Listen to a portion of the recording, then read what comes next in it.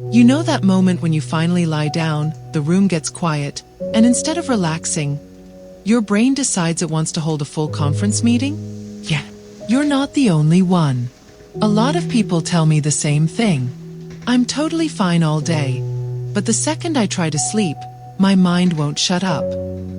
So if that's you, don't worry. Nothing's wrong with you. Your brain isn't glitching. It isn't trying to torture you. It's actually doing something pretty predictable once you understand the pattern. Tonight, I want to walk you through why this happens in a calm, simple way. Not to diagnose you or fix you. Just to explain something your brain has been doing for a long time that no one ever bothered to explain. Think of this as a friendly talk at the end of a long day. No pressure, no judgment, just clarity. And maybe, by the end of this, your mind will feel a little less like a noisy roommate and a little more like something you understand. Before we get deeper into this, I want to start with something simple. Overthinking at night is incredibly common. People of every age and personality deal with it. Even the ones who seem calm and put together during the day. And the funny part is, it almost always shows up the same way. You're finally done with everything. Your phone's put away. You're letting yourself slow down. And suddenly your brain goes, "All right, now that you're comfortable, let's go over every awkward moment you've ever had since 2009. It's annoying, sure, but there's actually a reason for it. Your mind isn't malfunctioning. It's reacting to the shift in your environment. During the day, you've got noise, tasks, conversations, notifications, distractions. All of that gives your brain something to chew on. But at night, everything gets quiet. And when the outside world slows down, the inside world gets louder. That's when your brain finally tries to sort through all the thoughts and emotions it didn't have time for earlier. Not because you're broken and not because you're weak, but because that's just how the mind works when it's been running non-stop. So let's break this down together in a way that actually makes sense. Not medical jargon, not complicated psychology. Just a clear explanation you can carry with you the next time your mind tries to do the nighttime Olympics. Alright, let's get into the real reason your brain becomes a chatterbox at night. And once you hear this, it honestly makes a ridiculous amount of sense. During your day, your mind is in what's called task mode. Even if you don't feel busy, your brain is constantly juggling tiny responsibilities. Answering messages, remembering what you need to do, reacting to people, keeping track of your surroundings, dealing with stress, switching between tasks, putting out little fires. It never stops moving. And because it's so focused on doing, it doesn't really have the space to sit down and say, "Hey, we should probably think about that thing that bothered us earlier. We still haven't processed that weird conversation. Something felt off today. Let's unpack that." So what does your brain do? It keeps all of that on hold. It files those thoughts away in a temporary storage area, like a bunch of browser tabs waiting to be opened. And then nighttime comes. Everything finally slows down. Distractions drop. The noise fades. Your body relaxes. And that's when your brain goes, "Okay, perfect. Now we have time. Let's bring all the tabs back up." This is why it feels like your mind suddenly wakes up when the rest of you is trying to wind down. It's not because you're anxious by default. It's not because you can't control your thoughts. It's not because you're broken. It's because your brain sees bedtime as the first chance it has had all day to actually process anything. Think about it like this. Your brain has two main modes, performance mode and processing mode. Performance mode. This is the get things done mode. It's active, alert, focused on what's in front of you. Even if you're exhausted, your brain keeps pushing. Keep moving, keep responding, don't stop now. Processing mode. This is where reflection happens. Sorting, understanding, connecting dots, putting feelings into context, noticing things you ignored earlier, mentally cleaning up the emotional mess of the day.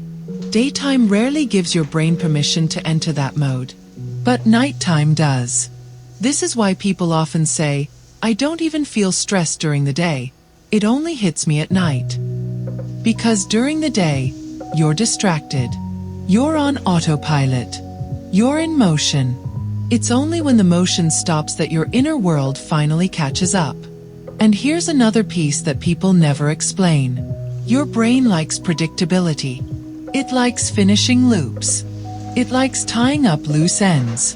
So if you have a day full of small emotional loose ends, tiny moments you brushed off, little irritations, unanswered questions, unresolved feelings, nighttime becomes the place where your brain picks them up again. For example, you had a weird moment with someone but didn't address it. You felt insecure about something but brushed it aside. You made a mistake or said something awkward. You avoided thinking about something stressful. You pushed through your day even though part of you didn't feel okay. Your brain holds on to all of that. And when night comes, your mental inbox finally opens. And suddenly there are 47 unread messages sitting inside. This is also why your thoughts at night feel more intense than they did during the day. It's not that the problem got bigger. It's that everything else got quieter.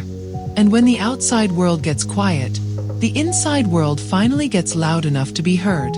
Your brain isn't trying to overwhelm you. It's trying to catch up with you. Let me put it another way. Overthinking at night is the mind's attempt to close the emotional open tabs you didn't have time for earlier. It's maintenance work, like sweeping the floor or organizing a messy closet. Except this time, it's your thoughts. And here's the part that tends to surprise people. Your brain actually believes it's helping. It thinks, if we review this conversation now, maybe we'll be better prepared next time. Or, if we worry about tomorrow now, maybe we can prevent something from going wrong. Or, if we keep thinking about this feeling, maybe we can finally understand it. It's trying to comfort you, but it doesn't realize it's keeping you awake. So the core concept is this. Your brain overthinks at night because nighttime is the only time it feels safe enough and quiet enough to process everything it didn't finish during the day. It's not malfunction. It's timing. And once you understand that, the whole experience starts to feel less like your brain betraying you and more like your brain trying, in its own messy way, to take care of you. Now that you understand the basic pattern, I want to walk you through a few real-life examples. Because when you hear them, you'll probably recognize yourself in at least one, maybe even several. And that recognition alone usually takes a lot of the pressure off. Let's start with one of the most common ones. 1. Replaying conversations. You know those moments where you're lying in bed, and suddenly your brain wants to analyze a conversation you had 10 hours ago? Or 10 years ago? Maybe it was something awkward you said. Maybe it was a tone someone used. Maybe it was a moment where you felt misunderstood or ignored.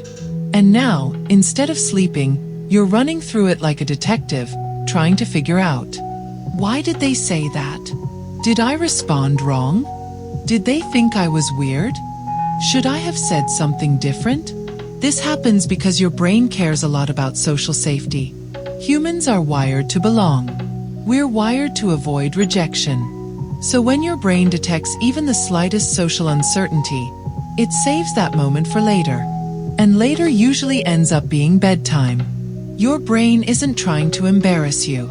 It's trying to protect you from making the same mistake in the future. It just chooses the most inconvenient time possible. 2. Overthinking the future. Another big one is when your mind starts jumping into the future the moment your head hits the pillow. You haven't even fallen asleep yet, and you're already stressed about tomorrow's responsibilities, next week's tasks, something that could go wrong, something you're afraid will go wrong, something you don't feel ready for. Even things that aren't actually urgent start feeling impossible. This happens because nighttime is the first moment your brain has had all day to figure out what's on your plate. And it tries to prepare you by imagining every possible scenario, especially the stressful ones. It thinks it's being helpful. If we can predict the problem, maybe we can prevent the problem. Again, The intention is protective. The timing is terrible. 3. Replaying your whole day.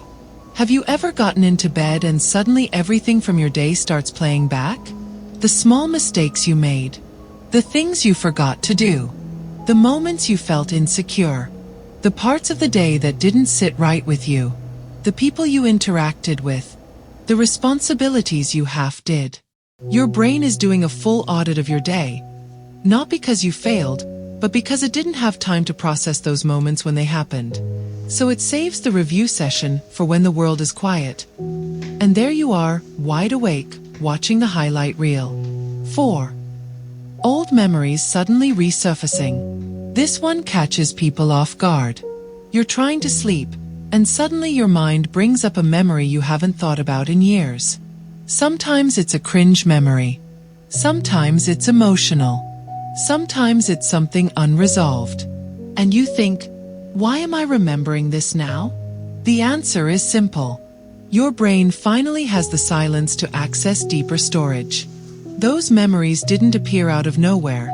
They were always there. They just weren't loud enough to be noticed during the day. Nighttime gives your brain the quiet background it needs to retrieve things you pushed down or forgot about. 5. Emotional leftovers. Another common version of nighttime overthinking is when your mind suddenly reconnects with emotions you ignored earlier. Maybe you were upset earlier, but you didn't have time to feel it. Maybe you were overwhelmed, but you kept pushing through. Maybe someone hurt your feelings, but you brushed it off to stay fine. Those emotions don't disappear. They wait. And when you finally slow down, they tap you on the shoulder and say, "Hey, we still need to talk about this." This is why you can feel sad or stressed or irritable at night even when nothing seems wrong. You're not being dramatic. You're just finally feeling things you didn't have time to feel. 6. The what-if spiral. One more example, and this one gets almost everyone at some point. You're lying there trying to relax, and suddenly your mind dives straight into a chain of what-ifs. What if I fail? What if I embarrass myself? What if things go wrong? What if something bad happens? What if I'm not prepared? Your brain does this because it's trying to prepare you for uncertainty. It thinks, if I imagine every possibility, maybe I'll be safer. Which would be great if it didn't happen at 11:45 p.m. when you're literally trying to sleep. 7. Thinking about who you are. Some people experience a quieter but deeper kind of overthinking. Not stressful thoughts, but reflective ones. You start thinking about your identity, your past, your purpose, your relationships. It's almost philosophical. This happens because introspection requires silence, and your day rarely provides it. So the moment you're still, your mind finally says, "Okay, now we can think about the real stuff." Nothing is wrong with this. It's actually your mind trying to help you understand yourself. The reason I'm walking you through these examples is simple. Once you see how normal each of these patterns is, it becomes easier to stop blaming yourself for having them. Overthinking at night isn't a personality flaw. It's not a sign you're broken. It's a sign you've been carrying a lot, and this is the first moment your brain has had time to bring any of it up. And once you realize that, your relationship with those thoughts starts to soften. They stop feeling like these huge, scary storms and start feeling more like things your mind is simply trying to sort out. Now let's talk about the science behind all of this, but in a way that actually makes sense in real life. Nothing complicated, nothing academic. Just the basics of what's happening inside your brain when nighttime rolls around and the overthinking begins. There are a few key systems working behind the scenes, and once you understand what each one is trying to do, your nighttime spirals start to feel a lot less personal and a lot more predictable. Let's break down the 3 big players. 1. The amygdala, your internal alarm system. Think of the amygdala as the part of your brain that's always looking out for danger. It doesn't care if the danger is real or imagined, it just reacts. During the day, your amygdala is busy paying attention to your environment, reading people's expressions, interpreting tone, watching for conflict, scanning for anything that feels off, monitoring uncertainty. It's basically your personal bodyguard, but one that tends to overreact. Now, when nighttime comes, the external world goes quiet. There are no conversations happening, no emails coming in, no people around you, no tasks pulling your attention outward. And because the outside world is quiet, the amygdala turns inward. This is when it starts scanning your thoughts instead of your surroundings. And here's the twist. The amygdala is terrible at telling the difference between a real threat and a memory of a threat. So if you think about something stressful, embarrassing, or uncertain at night, your amygdala responds as if it's happening right now. This amplifies your thoughts, makes them feel more intense, and pushes you into that alert state you definitely don't want around bedtime. It's not doing this to annoy you. It thinks it's helping. Your amygdala basically goes, "Hey, it's quiet now. Let's review anything that might hurt us later." Great survival instinct. Terrible timing. 2. The prefrontal cortex. The planner. Next up is the part of your brain that handles logic, planning, decision-making, and long-term thinking. This is the overachiever part, the one that loves to make lists, solve problems, and think ahead. During the day, your prefrontal cortex is doing a million things at once. It's answering questions, making choices, organizing thoughts, managing emotions, and trying to keep you functional. By the time you go to bed, the prefrontal cortex finally has time to breathe. And ironically, that's when it starts working even harder. It starts asking questions like, did we forget anything? Are we prepared for tomorrow? What do we need to improve? What did we do wrong today? What might happen next week? It tries to run every possible scenario so you'll feel ready. It's almost like your prefrontal cortex waits for the nightly staff meeting. No distractions. No interruptions. Just you and your brain, trying to plan the entire future at 11:30 p.m. This part of your brain isn't trying to stress you out. It's trying to organize your life in the one moment it thinks it finally has space to do so. If your mind feels like it's doing long-term planning right before bed, that's exactly what's happening. 3. The default mode network, the mind-wandering machine. This is the system that activates when your brain isn't focused on a task.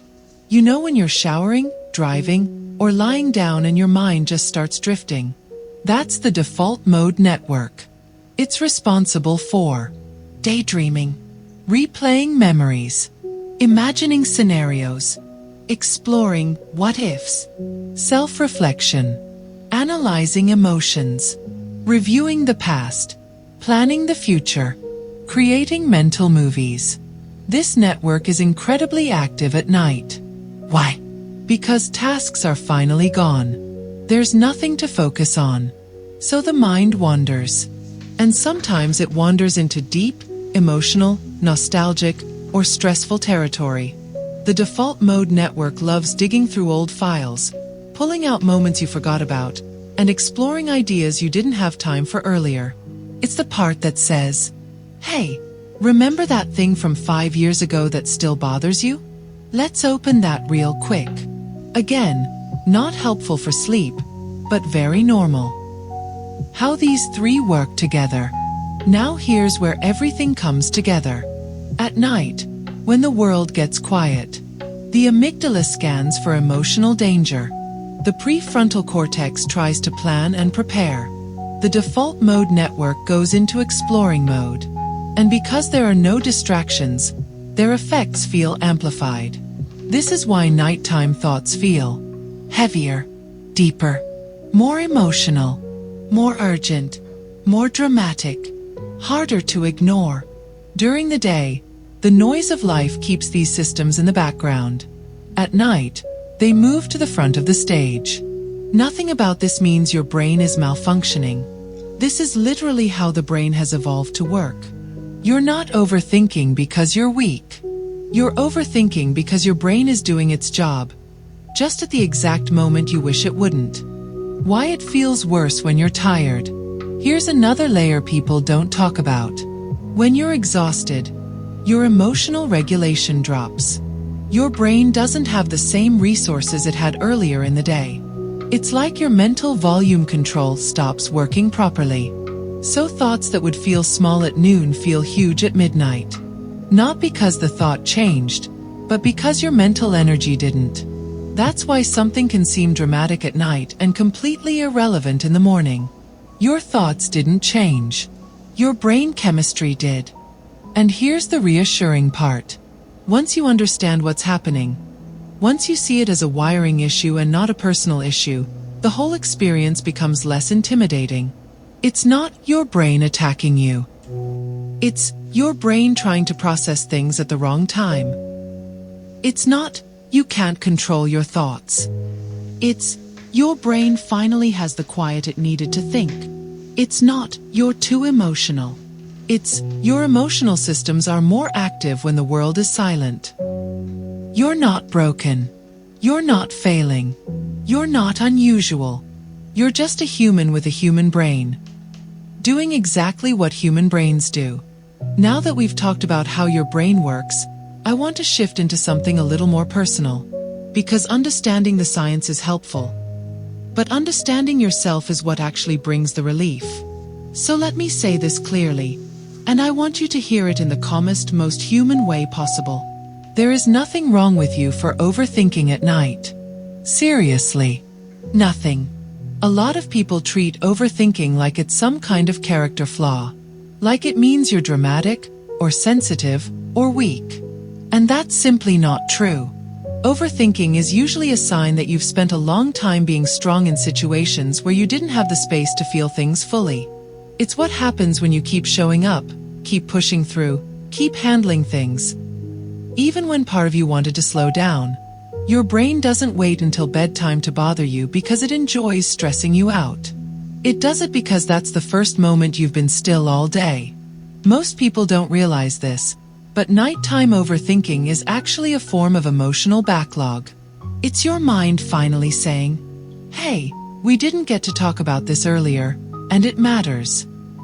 You're not spiraling because you're unstable. You're spiraling because you're finally safe enough to feel. Think about that for a second. Your mind doesn't bring up hard thoughts when you're running around in survival mode. It waits until you slow down, because that's when it senses there's finally room to process things. A lot of the pressure you feel at night isn't even present-day stress. It's built-up stress that didn't get dealt with at the time. And that's not a failure. That's your brain trying to process life on a delay. And if you've ever felt frustrated with yourself, like, why am I like this? Why can't I just shut my brain off like everyone else? I want you to know something honest. The fact that you think deeply and process deeply and feel deeply, that's not a flaw. It's a capacity. People who overthink are usually the ones who care the most. The ones who notice details. The ones who try to do things right. The ones who replay moments because they want to improve. The ones who over-prepare because they don't want to disappoint anyone. The ones who feel more because they've lived more. Your brain isn't trying to punish you. It's trying to protect you. It's doing the best it can with the tools it has. The same tools you've built over years of being in situations where you had no choice but to think ahead, overanalyze, or anticipate problems. So the overthinking you experience at night? That's not some malfunction. It's a habit your brain formed to keep you safe long before you realized it.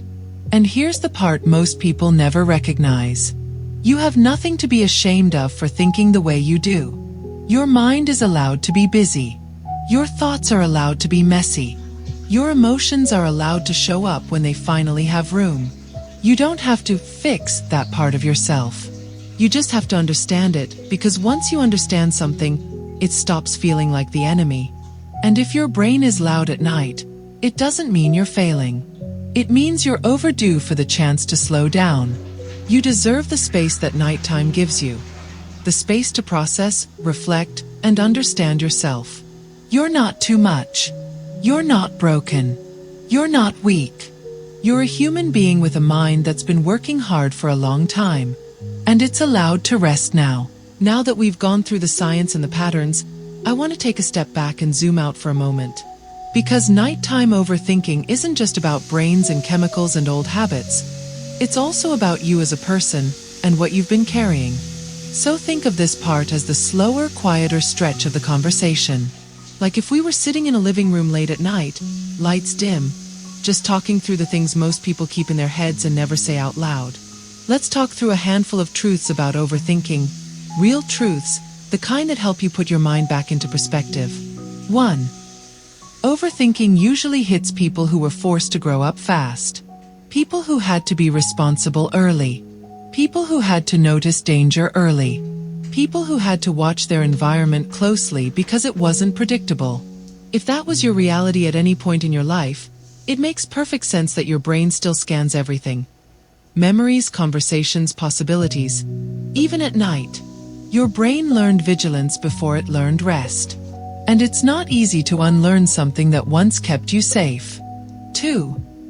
Overthinking is often a leftover survival strategy.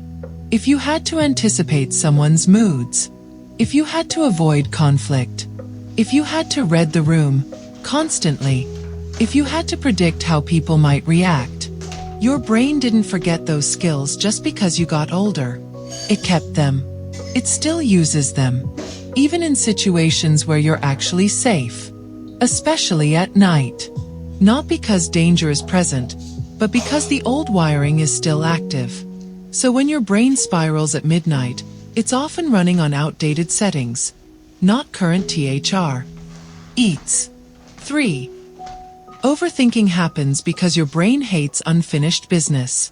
It doesn't matter if the business is big or small. Your brain wants closure for things like unresolved conversations, unmade decisions, confusing moments, tiny embarrassments, emotional loose threads, things left unsaid. Even the smallest moment can stick around because your brain wants to understand it before it lets it go. And because the day doesn't give you space for that understanding, bedtime becomes the backup time. Slot. 4. Overthinking isn't your personality. It's your pacing. Some people go through their day at a speed that lets them process things quickly. Others go through their day with too much happening at once, so everything piles up. If you're the second type, nighttime becomes your catch-up window. So the problem isn't you overthink. The problem is, your day didn't give you anywhere to put those thoughts. That's a very different story. 5. Your mind exaggerates things when you're tired. Think of your brain like a phone on low battery. When it drops to 10%, it doesn't operate normally. It freezes. It lags. It misreads signals. It overreacts. That's what your mind does at night. Not because the thought is huge, but because your energy is low. And low energy makes everything feel bigger than it is. This is why things that feel overwhelming at night often feel trivial the next morning. Your life didn't change. Your battery level did. 6. You haven't actually failed at quieting your mind. Some people try to force quiet. They try to shut down their thoughts. They get frustrated when the thoughts don't stop. But here's something important. Your brain is not a light switch. It doesn't turn off on command. It winds down slowly, like a car engine after a long drive. Expecting your mind to go instantly quiet at bedtime is unrealistic. It's like expecting a treadmill to stop the second you hit the button. Your mind needs a ramp-down period. The fact that it doesn't silence immediately isn't a failure. It's physiology. 7. The thoughts feel louder because the world is quieter. During the day, your brain shares space with everything around you. Conversations, screens, tasks, responsibilities, noise, movement. But at night, the outside world is almost silent, and your thoughts take up more space in the empty room. They're not louder. They're just the only thing left in the room. That's a big difference. 8. Overthinking isn't always negative. Sometimes it's your mind trying to grow. Some nighttime thought spirals happen because your mind is actually trying to improve, understand, or heal. It thinks about how you felt, what something meant, why something bothered you, what you want, what you don't want, how you want to change, what you hope for. This isn't chaos. It's growth trying to happen, just happening late. 9.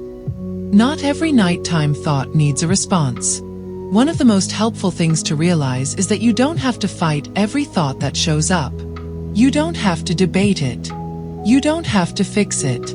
You don't have to solve it. Most nighttime thoughts aren't problems. They're just noise left over from the day. You're allowed to mentally say, "Not right now. I'll think about this tomorrow if it still matters." And you'll be surprised how many of those thoughts completely lose their power by morning. 10. Overthinking at night is normal, but it doesn't get to define you. You can be someone who's thoughtful, self-aware, emotionally intelligent, and still have a noisy mind at night. It doesn't make you unstable. It doesn't make you dramatic. It doesn't make you weak. It makes you human. A human with layers. A human with memories. A human with responsibilities. A human who cares about things. A human who's been doing their best for a long time. Your nighttime thoughts don't define you. They're just echoes of a busy day meeting a quiet room. And once you understand them, they stop feeling like enemies and start feeling like something you can coexist with. We've covered a lot tonight. And if there's one thing I want you to take from all of this, it's that your brain isn't working against you. It's doing exactly what it was built to do, just at a time that doesn't always feel convenient. So as you settle in now, I want you to give yourself permission to just be here. No fixing anything. No analyzing yourself.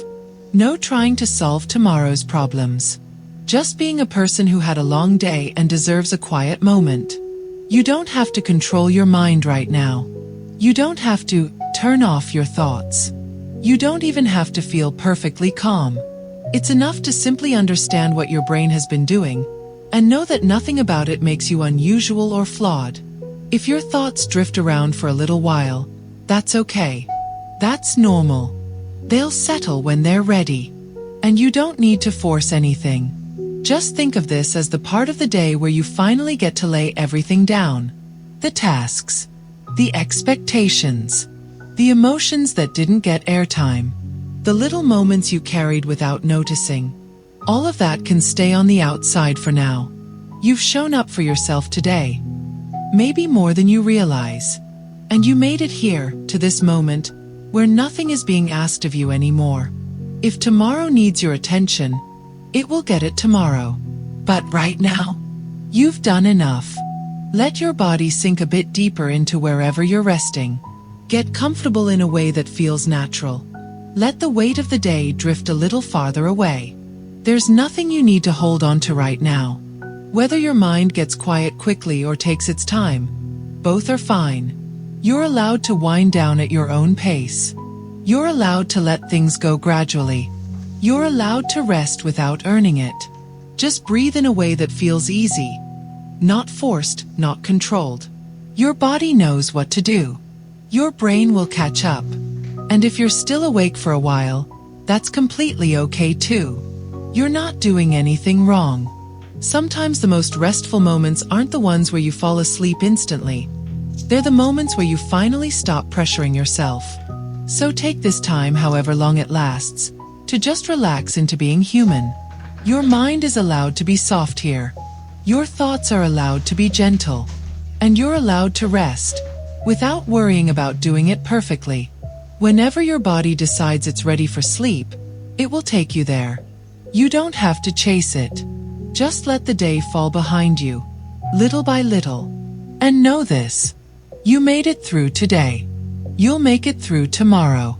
And right now, you're exactly where you need to be. Resting, unwinding, and giving your mind a break it's long overdue for. Good night. In your own time. Thanks for watching Psych Reboot.